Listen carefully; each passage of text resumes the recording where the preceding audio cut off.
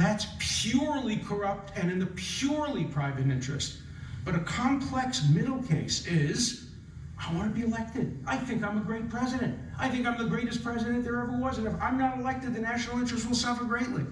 That cannot be an impeachable offense. Thank you, Mr. Chief Justice. Recognize the Democratic leader. Mr. Chief Justice, I send a question to the desk.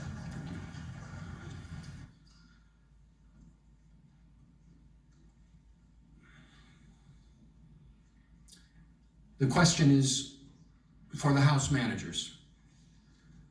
Would you please respond to the answer that was just given by the President's counsel?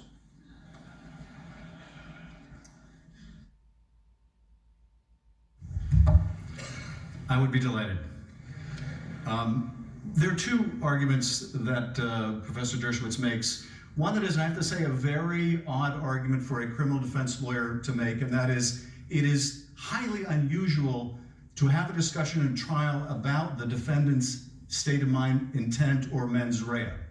In every courtroom in America, in every criminal case, or almost every criminal case, except for a very small sliver that are strict liability, the question of the defendant's intent and state of mind is always an issue.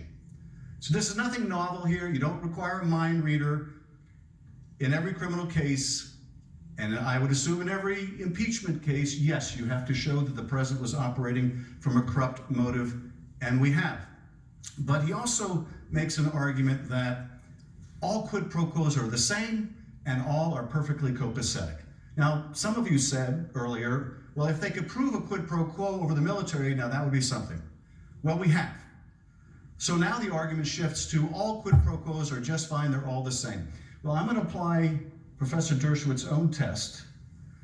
He talked about the step test. John Rawls, the philosopher, let's put the shoe on the other foot and see how that changes our perception of things. But I want to merge that argument with one of the other presidential counsel's argument when they resorted to the whataboutism about Barack Obama's open mic. Now, that was a very poor analogy, I think you'll agree, but let's use that analogy and let's make it more comparable to today and see how you feel about this scenario.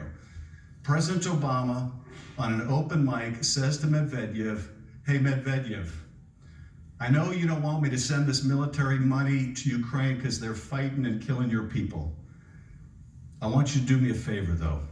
I want you to do an investigation of Mitt Romney. And I want you to announce you found dirt on Mitt Romney.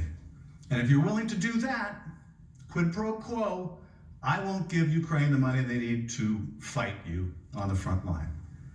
Do any of us have any question that Barack Obama would be impeached for that kind of misconduct? Are we really ready to say that that would be okay if Barack Obama asked Medvedev to investigate his opponent and would withhold money from an ally that it needed to defend itself to get an investigation of Mitt Romney? That's the parallel here. And to say, well, yes, we condition aid all the time for legitimate reasons, yes. For legitimate reasons, you might say to a governor of a state, hey, governor of a state, you should chip in more towards your own disaster relief. But if the president's real motive in depriving a state of disaster relief is because that governor won't get his attorney general to investigate the president's political rival, are we ready to say that the president can sacrifice the interests of the people of that state, or in the case of Medvedev, the people of our country, because all quid pro quos are fine, it's carte blanche? Is that really what we're prepared to say with respect to this president's conduct or the next? Because if we are, then the next president of the United States can ask for an investigation of you. They can ask for help in their next election from any foreign power. And the argument will be made, no, Donald Trump was acquitted for doing exactly the same thing, therefore it must not be impeachable. Now, bear in mind that efforts to cheat an election are always going to be in proximity to an election. And if you say you can't hold a president accountable in an election year where they're trying to cheat in that election, then you are giving them carte blanche. So all quid pros are not the same. Some are legitimate and some are corrupt, and you don't need to be a mind reader to figure out which is which. For one thing, you can ask John Bolton.